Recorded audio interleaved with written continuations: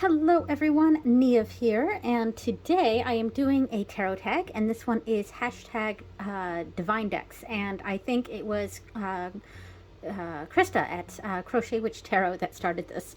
Okay, so she had three categories, and this tag. Let me back up a little. This tag is basically the decks that we use for certain spiritual practices, and we don't necessarily have to use her categories, but it is helpful a little bit if you're not sure which categories to use, and I am going to use her categories but slightly tweaked. Anyway, so the three categories that she listed were spirit work / ancestor work, and then the second category was guides, and the third category was personified deity, the decks you use for if you personify deity or anything like that. Yeah. Anyway, so I am going to use those three categories slightly different, and I'm going to reorder it. I'm going to do the deity decks first. And then my second category is going to be ancestor work. I'm not calling it spirit work because spirits to me are all of these. All of this is spirit work. Personified deities, those are spirits. The ancestors, those are spirits. I think spirit for me is an all-encompassing term. So I'm specifying that bit and saying that this is specifically my ancestor work. And then finally, the third category is not guides for me because I don't actually really have guides per se, I use my deities and my ancestors as my guides. So I don't quite have other guides, but I just kind of put the third category as other and also Fae decks. So let's start this off with my deity decks. And so my daily practice every morning, if I remember, because I've really been sloughing off on this, I come into my ritual room and I do a reading with each of my deities / ancestors, depending on the day. I have two deities that I have specific decks for, though I might have other decks that I use for the other deities. Anyway, I'm just going to go ahead and grab those. Okay, so let's start with Lu first. So for the god Lu, I've shown this deck several times. This is my deck that I have kind of unofficially dedicated to Lu, and I will make a formal dedication of this deck to Lu on Lunasa. And this is the Wise Dog Tarot. As soon as I got this, I knew that this was going to be my Lu deck. It's not the only deck I use for Lu, but it is, I will only use this deck for him, if that makes sense. Like, I won't use this deck for other purposes. I will only use the Wise Dog Tarot to communicate with Lu.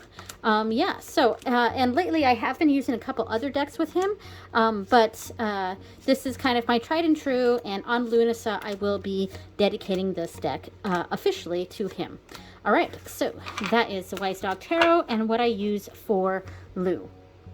So for Breege, I don't have a deck that's dedicated to her. However, I do often use this deck, which is the Anima Mundi Tarot, for her, especially on the new moons. And this one always gets a little stuck. There we go. Got it. I use this deck for her on the new moons, usually, or not new moons, full moons, it gives that very late winter vibe to me, which feels very Imbolc, feels very Imbolc, Bridget's Day, and so I will often use this deck for her. It feels like a Bridget deck for me, but it's not one that I have officially dedicated to her. That is the Anima Mundi Tarot and what I use for Breege. Also, before I put this one away, I wanted to also say that if I ever get the, what's that deck called? Oh my goodness, I just had it in my head, but I forgot about it. The one by Three Trees Tarot with the animals. Oh my gosh. Oak, Ash, and Thorn. I think that's, no. Is that, that's the animal one, not the dragon one, because the other one is smoke, ash, and embers. Okay, so yeah, oak, ash, and thorn. I whenever I get that in, which will be eventually, I'm considering dedicating that one to breach, but it really I want to have it in my hands first before I make that decision. Anyway, so yeah. Okay, so the last one in this category, and this is actually multiple decks. It's the last deity, I guess, in this category, and that is the decks for on Morrigan. And this is my main one, which is the Crow Tarot. I'm just gonna briefly pull it out. I've shown this deck a million times on this channel, so I'm not really gonna go through the cards so much. I keep it in the bag that I made for it, and it is my Morrigan deck. Just like the Wise Dog Tarot for Lou, this is the deck that I have officially dedicated to on Morrigan, so I only use this deck for her. I don't use this deck for any other purpose, but I can use other decks for her, and I do. So let's check out those other decks. So aside from the Crow Tarot, I will often use Murder of Crows Tarot for on Morrigan, especially for on Bive, because it's so dark and spooky and kind of has that darker element of Namrinya, the Morrigans. So I do very heavily associate this deck with Bive. So I will often use that for her. But this one is not like the Crow Tarot. I can use this deck for other purposes. I haven't officially dedicated this to Bive, and I don't think I will, but it is a deck that I often use for Bive. So that is that one. Let me get that put away. And then, and then I have the primary oracle deck that I use for on Morrigan or Namrinya. And this is the Morrigan Oracle cards. I really like the size of this deck and the cardstock. It's thinner. It feels kind of linen. Which I really like. It makes shuffling this like super, super easy, especially for me who has like tiny hands. So I do really like the cardstock on this. Other people might dislike the cardstock because it is thin, but I really like it. Yeah, so this deck, I do really like it, and I do use it for on Morrigan, Namrinya. However, I wish there was more card instruction. Like I think the intention is for the user to kind of do their own sort of understanding of what each card means, and I'm just not that great at that. So I think someday I might need to just do a deep dive of this and create my own sort of understanding of what these cards mean, because sometimes I just don't know what how to interpret these cards. So yeah, that is the Morrigan Tarot, or Morrigan Oracle cards, excuse me. And let's see. So my Lenormand deck that I often use for on Morrigan is my Ghibli Lenormand. And this is a deck that I made, and it's in this huge bag because I'm eventually going to get this in a larger size, like the bridge size, but I will keep both of them in this bag, so that's why I made the bag kind of larger. So yeah, I made this deck. I can't sell it because obviously I don't own the rights to Ghibli.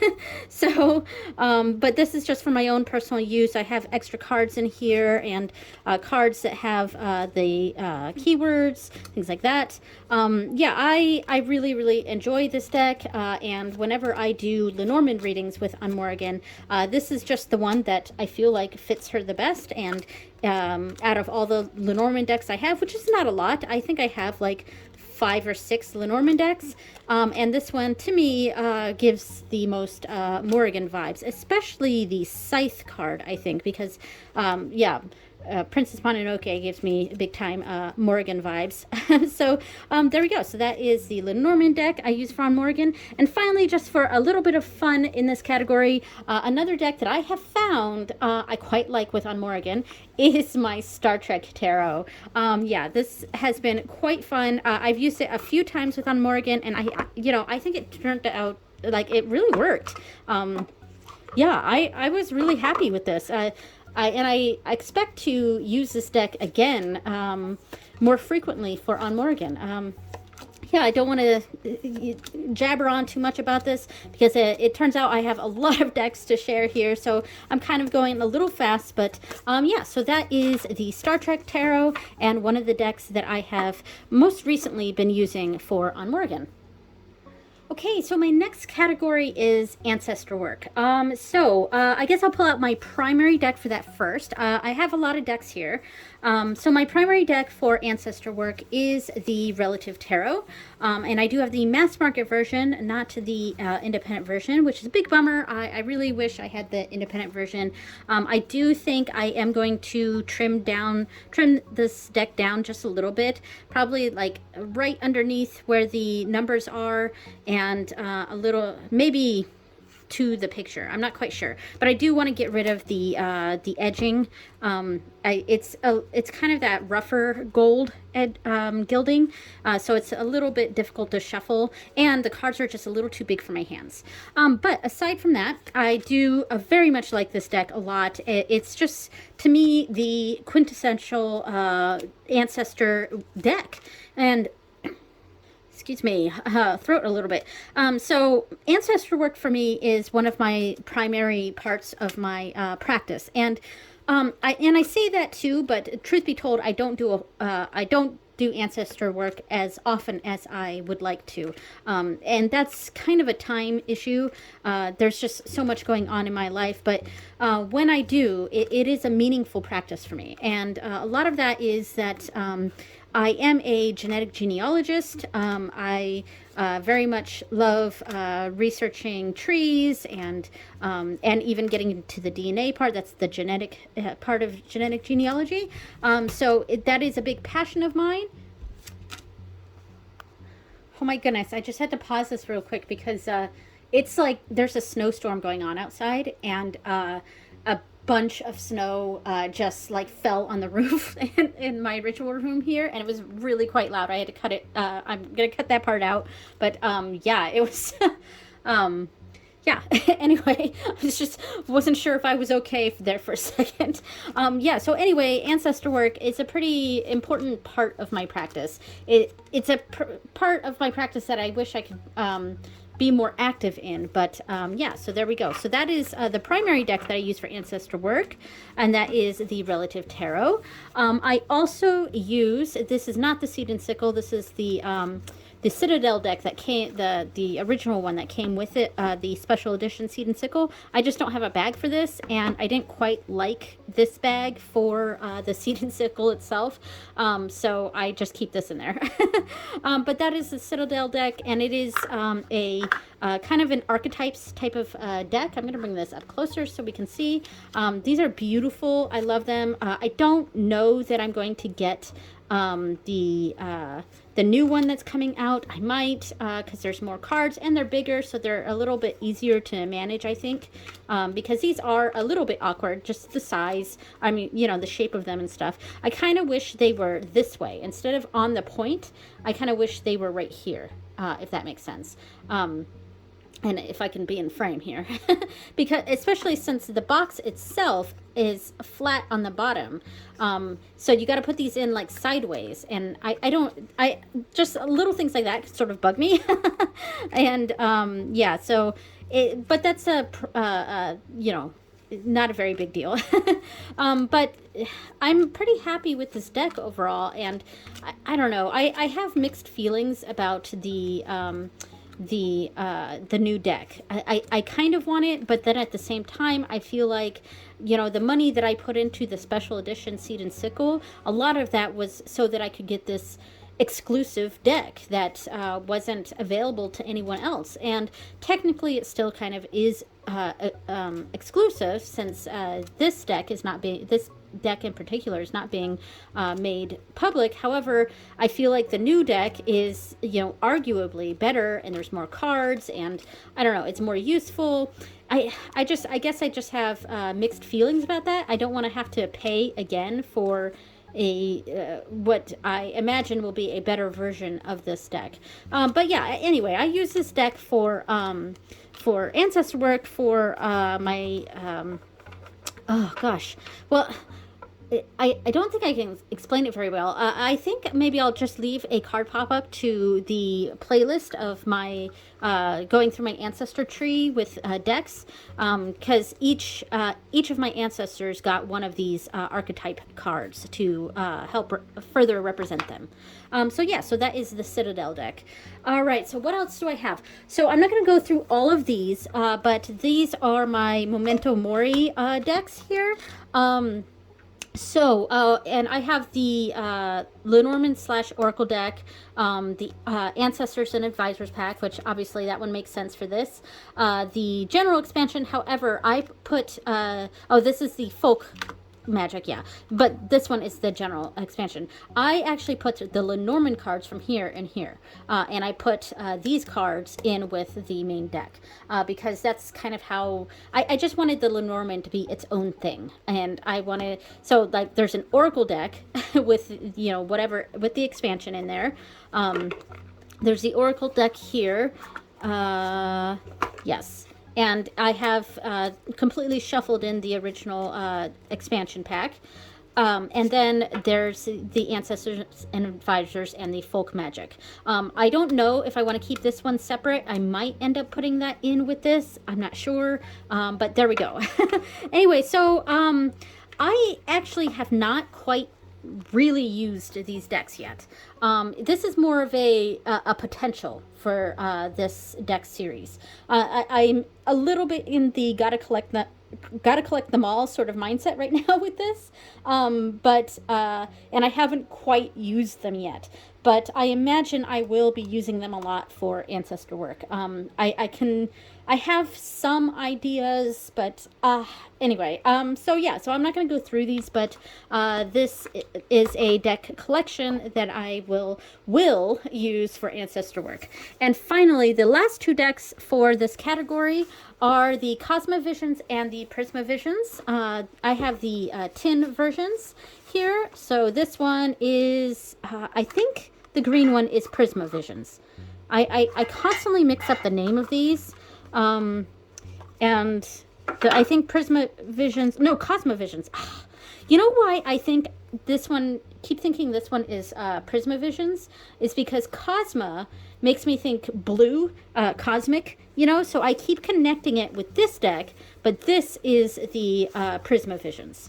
This is Prismavisions, this is Cosmovisions. Yeah, anyway.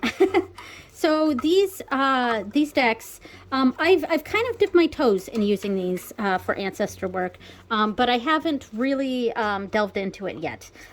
So again, kind of like the all the Memento Mori decks, this is more of a potential than it is an actual in use sort of thing. I'm getting there with it. I will get there.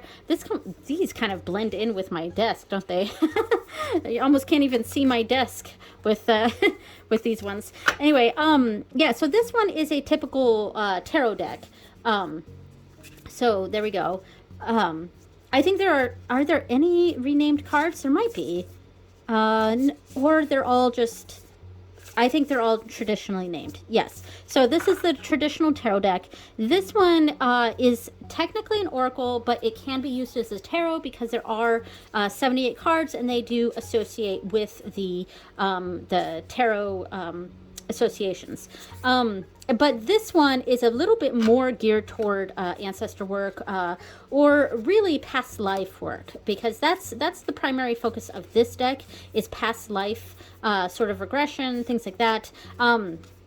And I kind of plan to use this deck to less so for specific ancestors, and more so for my own past lives, but that kind of connects with ancestor work for me anyway. So yeah, so that is the Cosmovisions and the Prismavisions for and the last ones in this category. Okay, so we're on the last category here, and this is kind of a combination here. One of these decks is specifically for like Fae work, and the other decks are, yeah, well, anyway, let's do the Fae one first. So I have the Hush Tarot here, and I have to be honest that I haven't quite used this. Whoops, sorry, I bumped the camera. I haven't quite used this for Fae work yet. It's more of an intention here, because I want to start doing some Fae work, but the Fae are very dangerous, and I connect with like the I am following a more of a traditional Fae path in like Irish paganism, and uh, you know, I don't know. It's complicated. I don't really see the Fae as being the Victorian winged creatures, and I very much believe in the good people, the Dinama, as actual beings. I do not view them as archetypes. They are, for me, real beings, and I have seen them before. So this is a very real practice for me. And I felt that this deck was a really good representation of that darker aspects of the good people, of Fae work, working with the good people, and yeah, the other crowd. I mean, look at this. This is like super dark. It's dark and spooky. It's very wild nature. Things like that. And I don't think there really are any winged fairies in this or anything like that, which is another reason that this deck drew me to that, for using this for Fae work. I will say though, one of the reasons I haven't really delved into this, one, is, there's a very real aspect of fear when it comes to working with the good people here. And you got to be safe, and so there's that element, but also this deck, I want to rework, because some of the cards were artwork that was already done by Jeremy Hush and was curated to fit the particular cards, and then other cards in this deck were made specifically for that card. And some of the ones that are picked for the cards just don't quite make sense. Like this one makes sense, and I think this was made specifically for the Four of Wands. But some of them don't make sense at all. And I mean, you saw the three of, I think it was Pentacles earlier, but it was three birds around a cup. So like that is the most egregious one to me. So this is a deck that, and I know other YouTubers have done this, but this is a deck that seriously needs to be reworked. And because of that, I don't want to get into this deck and get used to the images for specific cards when I'm going to rework it. So it's something that I want to get to eventually, and then cautiously and carefully and respectfully start dipping my toes into working with the good people here. So that is my one deck so far that I intend to use for Fae work, and that is the Hush Tarot. Okay, so my next kind of subcategory of this category is star cards, like cosmic sort of cards. And I have two tarot decks here, and neither one of these decks I really use. But I chose these to kind of talk about what I could use for this particular purpose, and it is something that a practice that I would like to explore a bit, and I think these two decks are the two decks that I have that best sort of represent this sort of energy that I'm going for here. Let me open this up, and that is the Star Tarot here, and the Book of Shadows As Above deck. Now, I have mentioned before that I kind of actively dislike this deck, and I think a lot of it is because this is it's got a lot of Wiccan imagery, and plus the Maiden Mother Crone thing, which is not my thing at all.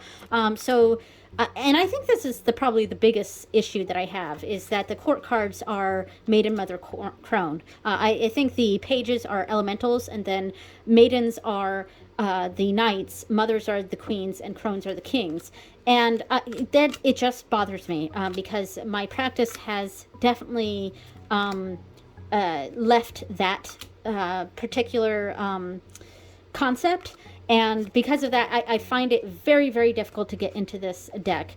And I think this one also bothers me a little bit because we have Lu here to represent Litha, I think. Actually, I'm not sure. Was that Lu that's representing Litha? I don't remember. But anyway, I mean, we've got very kind of Wiccan imagery here, which isn't necessarily bad. I don't have anything against Wicca. Wicca was I considered myself Wiccan for quite some time. I don't like that it's got the anglicized spelling of Bealtaine here, but whatever. The Summerlands is something that's very Wiccan. Yeah, so that's the reason why I haven't really enjoyed this deck very much. But if I were to get more into kind of that general celestial energy, general star sort of energy, I could potentially use this deck. So this is more of a potential and something I could start using this deck for if I ignore the overtly Wiccan elements. I do really like the planetary cards, though. I think those are cool. And I think that's partially why I'm connecting this deck to that star kind of energy. Star beings, star creatures, something like that. So, and then the other deck I have is also a deck that I don't really use, and it's a fairly new one to my collection, whereas that one is a really old one. But this one's fairly new. I do really like this Eight of Pentacles, and it was my primary, inspiration for the embroidery. But this deck I do really like it, and I like. This deck sort of embodies what I was trying to go for with that star energy. It is very cosmic. It's very esoteric. I overuse that term on this channel, but it does give me the energies of what I was. I don't know how to explain it, but of what I'm thinking about here. It's very cosmic. I don't know if Star Child is correct. Not quite. I mean, this is a deck that I have some issues with. It's more of a not quite understanding where this deck is coming from with some of the imagery. And I just haven't quite reconciled that yet. But it is a kind of deck that I'd like to do a deep dive of and really look into to understand where it's coming from and what it's representing here. But if I were to do more cosmic specific work, I might go ahead and use this one more. All right, so both of those were potentials for this sort of subcategory here of kind of star energy, star spirit, work. All right, so there we go. Okay, so my final two decks, they are kind of more general spiritual stuff. So I have first here the Gentle Tarot, and I pulled this out as a sort of general spiritual deck. I love the look of this tin, but the practicality of this tin is not, it's not great. It's such a pain, and I think I'm actually going to leave it outside of its box when I put this back. I'm not even going to put it back in the tin because that box irritates crap out of me. So, and I think that's part of the reason why I don't really use this deck so much. This art is amazing. It's beautiful. And my intention for this deck was to connect with the spirits of the land, at the land that I live on. And now this is specific more toward Alaska, because this was an indigenous creator from Alaska who created this. So it's got that sort of energy. However, I sort of view it as the representing North America. And, I am a... I've many generations American here, but I think my purpose, going into using this deck, was to connect to the land that I live on and to respect the people of this land, not my ancestors, but the ancestors of the land that came before me, and that my ancestors defiled in a way. So yeah, so in a sense, this is a deck to confront the colonizing past of my own ancestors, and the history of the United States and North America in general, and that's kind of where I was going with this deck when I got it, and I just haven't quite delved into that yet. But it is something I plan to do. And in a way, this one kind of connects with the ancestor work category. But yeah, it's also sort of its own thing, because it's not really my ancestors that I'm connecting with per se with this. It's more of the ancestors of the land. So yeah, so that is the Gentle Tarot. And finally, my last deck here, I think we're 30 minutes into this. This is the Pagan Otherworlds, and I just see this as a kind of general pagan spirit work sort of deck. I don't use this deck a lot. Part of it is that it's too big. I really, really need to trim these. They're just too large. I love the linen aspect of them because it makes it, once I trim them, it would be easy to shuffle. But right now, they're a little difficult to handle for me, and they slip and slide everywhere. They're a little bit too slippy. But I love the pippy nature of this deck. Yeah, and it's kind of just a general pagan deck to me. So very general spiritual work. So there's not a lot I can say about it right now. It's not a deck I use a whole lot. I would like to use it more. I think partially one of the issues is that the cardstock issue here. But it is a lovely, lovely deck. And it's so incredibly like old world witchy, old world pagan. Gives me that vibes big time. So yeah, so this is more of just a general pagan, old world witchy spiritual deck for me. All right, so that was everything. Thank you so much for watching, everyone, and I will see you next time. Bye.